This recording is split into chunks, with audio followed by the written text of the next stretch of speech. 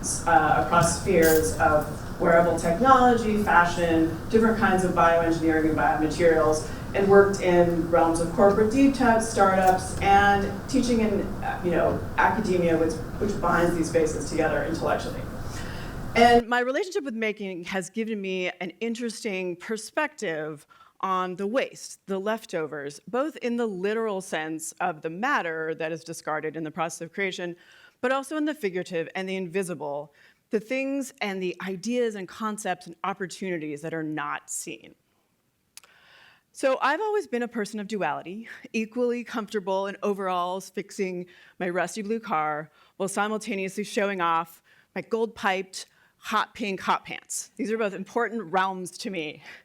And this has led me to many different sort of trajectories and transcended the trajectories of my career. I came up through the MIT Media Lab under the amazing Professor Hiroshi Ishii, and working at the areas of computational materiality. So making the digital physical, the physical digital, and thinking about thresholds in interfaces and systems. This concept is very well embedded in this piece I worked on with Art and Com, which shows how a footprint on a floor creates a digital ripple, and then that ripple spreads immediately into the physical water in the pond attached, going backwards and forwards, really illustrating this threshold of liminality, which I'm very obsessed with. Now, while I'm exploring very deep realms of engineering, my passion for fashion is not going anywhere. And this is confusing to a lot of people in my community, especially my immigrant parents. They're getting questions about my work in fashion going, I thought your daughter went to Stanford. I thought she was good at math. And so this is where I have to speak up that, about how deceptively technical fashion is. This has not been revealed, and the rest of engineering and science has not put this at the forefront. So first of all, it is incredibly hard to model textiles in CAD and code. We do not have robotics which can handle fabrics with the dexterity of human hands. And potentially, most importantly, the actual fashion industry, or the textile industry, gave us computation through the Jacquard loom that was developed in 1804, which gave rise to the punch card. And you can believe that these women operating the punch card system at NASA in the 1950s were doing engineering and not craft. So fashion gave us computation, and we somehow engendered it out of it. So this leads me to a different kind of knowledge that I like to think about in a way of how do we take in a perspective on a space when that space we're not able to actually document it. We could only document it in our mind. And I have 3 spaces that haunt me in this realm. They happen to all be underground, but they're very different. The first is Novosibirsk. It is the Silicon Valley of Russia in the middle of Siberia, and I was there to visit a carbon nanotube manufacturing facility. This is 10 stories underground. There are crazy, giant cauldrons, pressurized cauldrons, tracks, staircases of metal, and I expected a Bond villain at any corner. And I'm thinking about this space as this is the most technological innovation infrastructure I've ever seen in manufacturing, and it's totally hidden. There's this weird interstitial character about it. The next one is a dissension off the edge of the atoll of the Maldives, 120 feet into the water, where I could witness, you only have 20 minutes before the nitrogen becomes a problem at that depth, where you could witness basically a perfectly balanced ecosystem, changing dynamically inch by inch, like watching evolution happen, balancing out what you have in all of those spaces at every changing moment of pressure. The third is a landfill, and exploring what is under a landfill, which is incredibly technical and people don't realize, and the systems, the collection, et cetera, how it's managed. And inside of this, my discovery of a substance called leachate. And in my scientific definition, this is the most disgusting substance on Earth. It is what happens when garbage vomits. It's the water that trickles down through the landfill and is collected. But the point is that this is actually a substance that is ambrosia to microalgae and microorganisms. This is something that can feed and make their growth extraordinary. So that little shift in perspective leads me to a lot of different perspectives down the road. So in this whole idea, where I'm exploring this idea of how do you have a practice of intimate observation, informed by identity, perspective, and how do we create these spaces that are right for innovation from this observation? So, anybody have an idea what this is? Probably not. This is the inside of a high heel. It's called a shank. Prison reference makes sense. It's a crime against women. Hasn't been changed in 100 years, and it could have been made in the Middle Ages.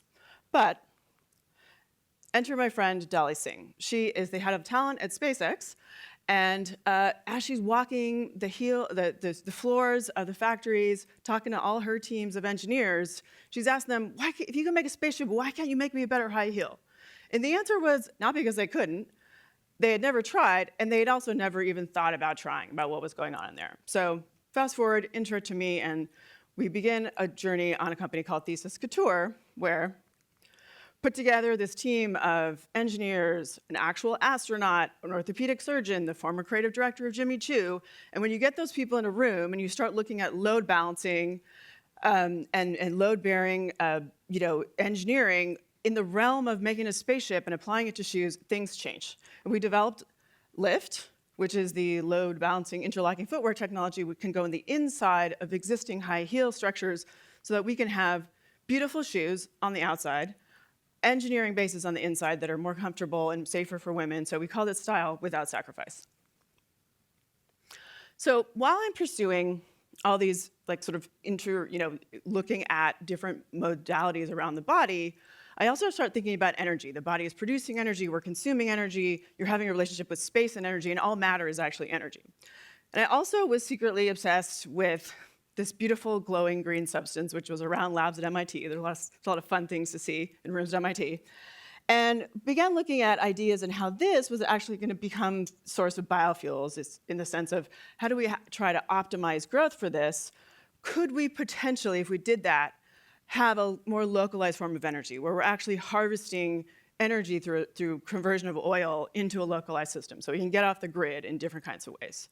So looked at this, and series of steps later, I ended up founding a company where we were making microalgae photobioreactors, working on the development and growth of algae for biofuels, so complicated systems, et cetera.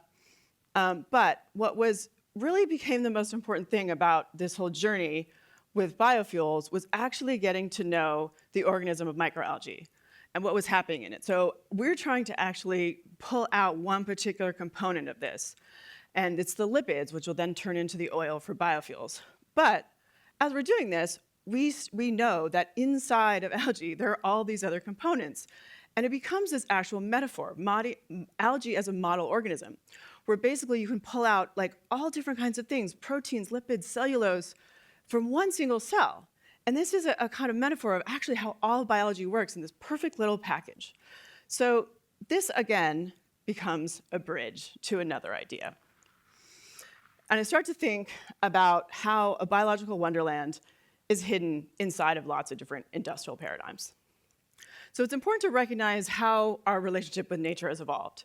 Back in sort of the Middle Ages, we're in an age of reverence of nature. We're observing. Then we begin to understand it in the Renaissance and in the Enlightenment, and we start having an age of reason around it. And then we move into the industrial age, where we start to dominate it. And this is where the environmental debate begins.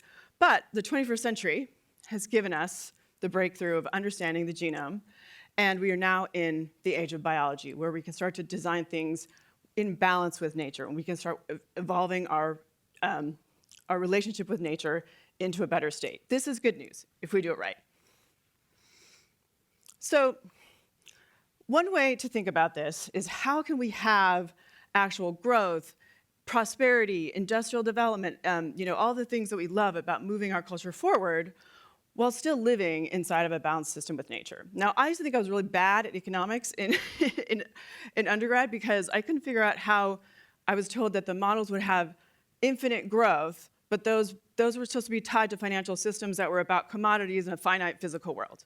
Well, here's how we can think about this. And the brilliant theory of Professor Kate Raworth really showed that in the realm of donut economics. So what we do is we have actually a system within bounds. So we have a social foundation to protect on the bottom and an ecological ceiling. So we can produce and live in this donut realm. And this theory was not just a theory, but it was also, I saw it as a design brief. And I moved into a new venture, which is a fashion brand called Pangaea. And the premise that we took in the development of Pangaea was, can we create a company, a successful, sustainable business that operates within these realms? And while we're doing it, we're trying to rid fashion of the petrochemical supply chain and make beautiful, responsible products that people just want because they want them. So this is how we launched it. To those who care, what if we could turn flowers into coats, air into ink, grapes into leather?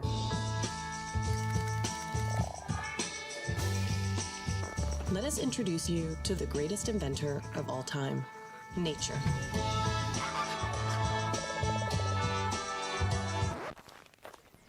And us humans as its best creative partners. Because our actions now will define life on Earth for the next 100 years.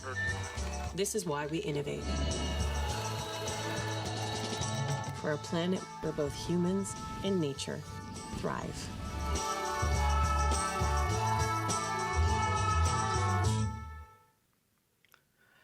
So the realm of Pangaea was really to show us that we could operate between science, purpose, and design. And we were mostly seen to the outside world as making beautiful, sustainable tracksuits with our trademark transparency writing here discussing how the product's made and what it's made of. But on the back end, I'm running an R&D lab. We're releasing material innovations across biomaterials, biofabrication, carbon capture, et cetera, and trying to put these all into new released products. Behind this, I also developed a philosophy for the brand. And this was to learn what I had taken from the algae. And think about it this way. Think about the world as a place of abundance. What is out there for you to use? So if it's, there's an excess of something growing, great. There's waste from agriculture, great. But there could also be an excess of carbon that's a pollutant. Well, how about we shift the lens and try to make stuff with that? And then we use the cutting edge science and innovation to augment and transform these abundant resources into new responsible materials. So this is technology working in support of sustainability. So a couple different explorations. We looked deeply at agricultural waste. We started using the leftover fibers, not the food supply, the actual other stuff, from pineapples, from bananas, from Himalayan nettle, right? We made plant and fruit fibers. We had a whole family of new textiles that were not using neither synthetics nor even cotton. And we also went back to my beloved seaweed, my beloved algae, and started regeneratively harvesting this and turning it into textile blends. And then this is around the point where we started to have these sargassum blooms, right? Where due to rising sea temperatures, climate change, we are now inundated with this across the Caribbean and South America. And in a very kind of evil twist of irony, and for when you spend a big chunk of your early career trying to get something to grow and optimizing technologies to do that. And then nature goes, no, I can do this on my own, and I'm going to deliver it abundantly as pollution. There was something there that I had to notice.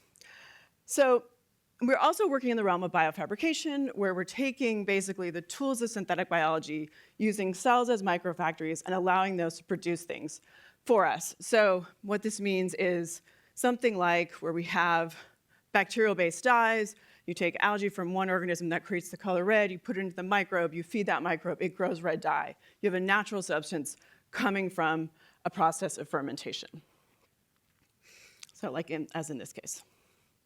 So there is an issue with biomanufacturing because nothing comes from nothing, as we know. So this industry is heavily invested in, and there's unbelievable innovations. But what we also need are the new building blocks of this. We are no longer relying on petrochemicals being mined.